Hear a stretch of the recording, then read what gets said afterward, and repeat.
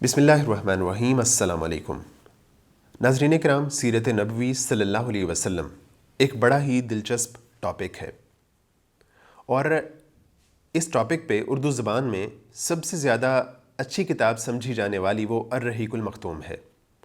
ہم الرحیق المختوم ہی سے استفادہ کرتے ہوئے آپ کے سامنے سیرت نبوی کو مختصر انداز میں پیش کریں گے، اور آج ہم بات کرتے ہیں ابراہیم علیہ السلام اور اسماعیل علیہ السلام کی زندگی کے مختصر حالات۔ ابراہیم علیہ السلام عراق کے شہر اور کے رہنے والے تھے۔ یہ شہر دریائے فرات کے مغربی ساحل پر کوفے کے قریب واقع تھا۔ ابراہیم علیہ السلام یہاں سے شہر حران تشریف لے گئے تھے اور وہاں سے فلسطین جا کر اسی ملک کو اپنی پیغمبرانہ سرگرمیوں کا مرکز بنا لیا تھا، اور یہیں سے آپ اندرون و بیرون ملک دعوت و تبلیغ کے سلسلے میں آیا جایا کرتے تھے۔ ایک بار آپ مصر تشریف لے گئے۔ فرعون نے آپ کی بیوی حضرت سارہ کی کیفیت سنی تو ان کے بارے میں بدنیت ہو گیا اور اپنے دربار میں برے ارادے سے بلایا، لیکن اللہ تعالیٰ نے حضرت سارہ کی دعا کے نتیجے میں غیبی طور پر فرعون کی ایسی گرفت کی کہ وہ ہاتھ پاؤں مارنے اور پھینکنے لگا۔ اس کی نیت بد اس کے منہ پر مار دی گئی۔ وہ حضرت سارہ کی اس خصوصیت سے اس قدر متاثر ہوا کہ اپنی بیٹی ہاجرہ کو ان کی خدمت میں دے دیا۔ پھر حضرت سارہ نے حضرت ہاجرہ کو حضرت ابراہیم علیہ السلام کی زوجیت میں دے دیا۔ حضرت ابراہیم علیہ السلام واپس فلسطین آ گئے اور اللہ تعالیٰ نے حضرت ہاجرہ کے بطن سے انہیں ایک فرزند ارجمند اسماعیل عطا فرمایا۔ بعد میں حالات نے کچھ ایسا رخ اختیار کیا کہ ابراہیم علیہ السلام حضرت ہاجرہ اور حضرت اسماعیل کو ہمراہ لے کر حجاز تشریف لے گئے اور وہاں ایک بے آب و گیاہ وادی میں ٹھہرا دیا۔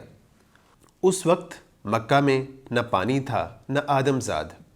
جب حضرت ہاجرہ کے پاس موجود پانی اور کھجوریں ختم ہو گئیں تو سخت مشکل پیش آئی، مگر اللہ کے فضل سے زمزم کا چشمہ پھوٹ پڑا۔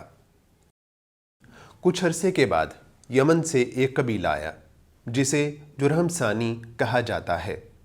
انہوں نے حضرت ہاجرہ سے اجازت لے کر مکہ میں قیام کر لیا۔ ادھر ابراہیم علیہ السلام جو کہ فلسطین میں موجود تھے وقتاً فوقتاً مکہ آیا کرتے تھے۔ ایسی ہی ایک تشریف آوری کے دوران انہوں نے حضرت اسماعیل علیہ السلام کے ساتھ مل کر خانہ کعبہ تعمیر کیا۔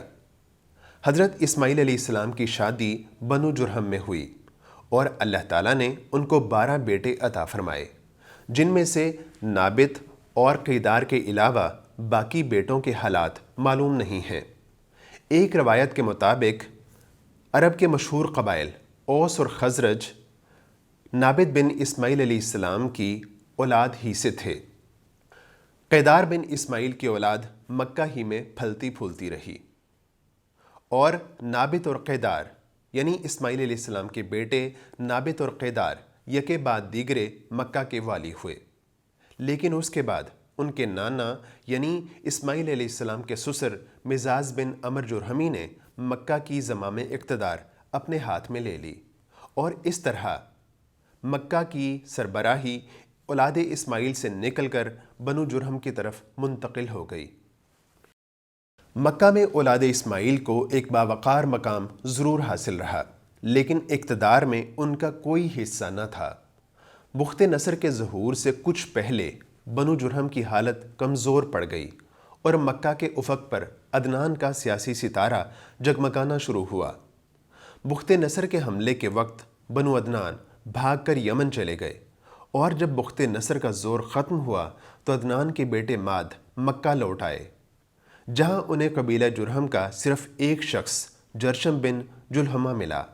ماد نے اس کی لڑکی معانہ سے شادی کی اور اسی کے بدن سے نزار پیدا ہوا۔ اس کے بعد مکہ میں بنو جرہم کی حالت خراب ہوتی چلی گئی۔ انہیں تنگ دستی نے آ گھیرا۔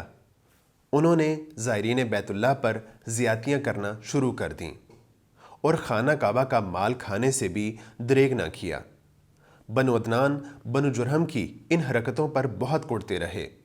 اسی لیے جب بنو خزاعہ نے مرہ زہران کے قریب پڑاؤ کیا تو انہوں نے دیکھا کہ بنو عدنان بنو جرہم کے ساتھ سخت نفرت کرتے ہیں، اور اسی کا فائدہ اٹھاتے ہوئے انہوں نے بنو عدنان کے ایک قبیلے بنو بکر بن عبد مناف کو ساتھ ملا کر بنو جرہم کے خلاف جنگ چھیڑ دی اور انہیں مکہ سے نکال کر اقتدار پر خود قبضہ کر لیا۔ بنو جرہم نے مکہ چھوڑتے وقت زمزم کا کنواں پاٹ دیا اور بہت ساری تاریخی چیزیں اس میں دفن کر دیں اور اس کے نشانات مٹا دیے۔ مکہ پر قبیلہ بنو جرہم کی سربراہی تقریباً 2000 برس تک قائم رہی۔ بنو خزاعہ نے مکہ پر قبضہ کرنے کے بعد بنو بکر کو ساتھ ملائے بغیر خود ہی اپنی حکمرانی مکہ پر قائم کر لی۔ البتہ کچھ مناصب مضری قبائل کے حصے میں آئے اور بنو خزاعہ کا مکہ میں یہ اقتدار تقریباً 300 برس تک قائم رہا۔